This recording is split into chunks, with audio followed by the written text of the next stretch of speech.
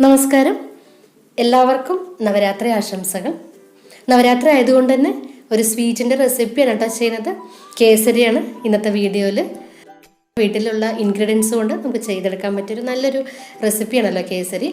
അതുപോലെ തന്നെ artificial colours ഒന്നും ഉപയോഗിക്കാതെ നമുക്ക് പെട്ടെന്ന് റെഡിയാക്കാൻ പറ്റും കേട്ടോ. അപ്പോൾ നമ്മുടെ വീഡിയോ കണ്ടിട്ട് ഇഷ്ടപ്പെടുകയാണെങ്കിൽ ലൈക്ക് ചെയ്യാനും ഷെയർ ചെയ്യാനും, അതുപോലെ തന്നെ നമ്മുടെ ചാനൽ ഇതുവരെ സബ്സ്ക്രൈബ് ചെയ്യാത്തവരെ ഒന്ന് സബ്സ്ക്രൈബ് ചെയ്ത് സപ്പോർട്ട് ചെയ്യുന്ന കാര്യം, അതേപോലെ ഫേസ്ബുക്ക് പേജ് കൂടെ ഫോളോ ചെയ്യുന്ന കാര്യം കൂടി വിട്ടുപോകരുത് കേട്ടോ.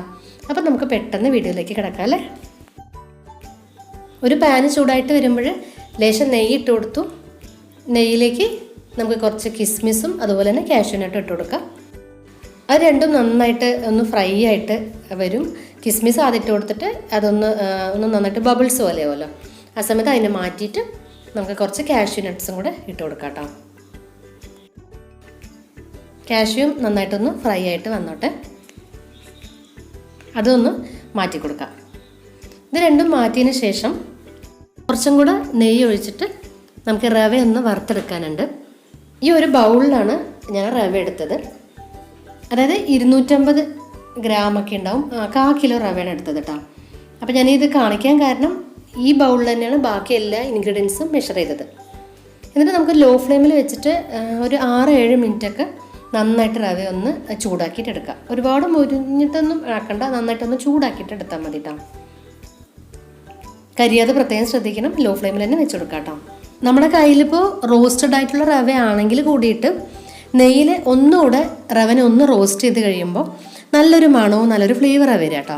അപ്പോൾ തീർച്ചയായിട്ടും ഒന്ന് റോസ്റ്റ് ചെയ്തിട്ട് എടുക്കണേ.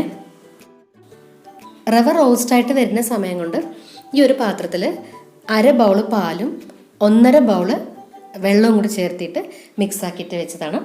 അതിലേക്ക് ലേശം ഒരു കളറിന് വേണ്ടിയിട്ട് മഞ്ഞൾപ്പൊടിയും കൂടി ചേർത്തിട്ട് നന്നായിട്ടൊന്ന് ഇളക്കിയെടുക്കാം. മഞ്ഞൾപ്പൊടി ചേർത്തിയത് കൊണ്ട് മഞ്ഞളുടെ മണമൊന്നും നമുക്ക് ഈ കേസരിയിൽ വരില്ല കേട്ടോ. നന്നായിട്ടൊന്ന് ഇളക്കി വെക്കുക. എന്നിട്ട് നമുക്കിത് റവയിലേക്ക് ഒഴിച്ചു കൊടുക്കാനുണ്ട്. അപ്പം ആദ്യം തന്നെ നമ്മൾ റവ മെഷർ ചെയ്ത് അതേ ബൗളിൽ തന്നെയാണ് പാലും വെള്ളമൊക്കെ എടുത്തത് കേട്ടോ. റവ ഇത് കണ്ടോ നന്നായിട്ടൊന്ന് റോസ്റ്റായിട്ട് വന്നിട്ടുണ്ട്. ഒരുപാട് അങ്ങനെ മൊരിഞ്ഞ് ബ്രൗൺ കളറൊന്നും ആവണ്ട, നന്നായിട്ടൊന്ന് റോസ്റ്റ് ആക്കിയിട്ട് എടുത്താൽ മതി. നല്ലൊരു മണം വരുമല്ലോ റവയുടെ. ഈ സമയത്ത് നമുക്ക് ഗ്യാസ് ലോ ഫ്ലെയിമിൽ തന്നെ വെച്ചിട്ട് ഈ പാലും അതുപോലെ വെള്ളം മിക്സ് ചെയ്തല്ലോ, മഞ്ഞൾപ്പൊടിയും കൂടി മിക്സ് ചെയ്തിട്ടുള്ളത് ഇതിലേക്ക് ഒഴിച്ചു കൊടുക്കുക.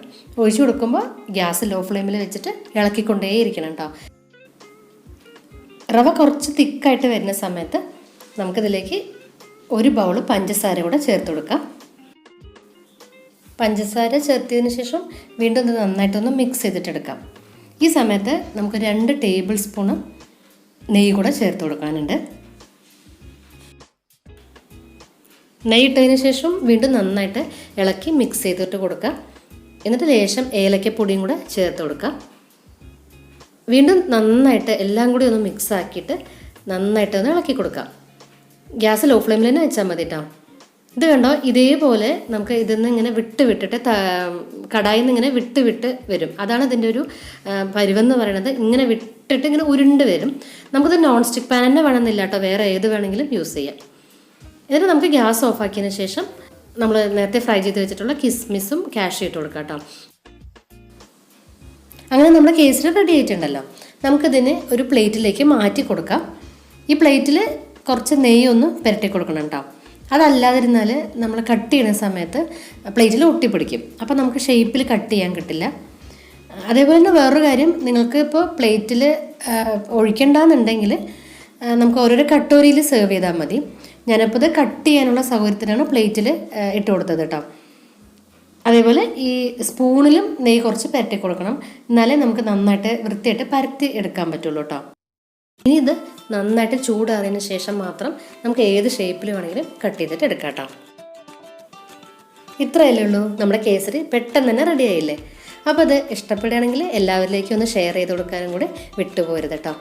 പുതിയ നല്ല വീഡിയോസുമായിട്ട് നമുക്ക് ഉടനെ തന്നെ കാണാം. Thanks for watching. ബൈ.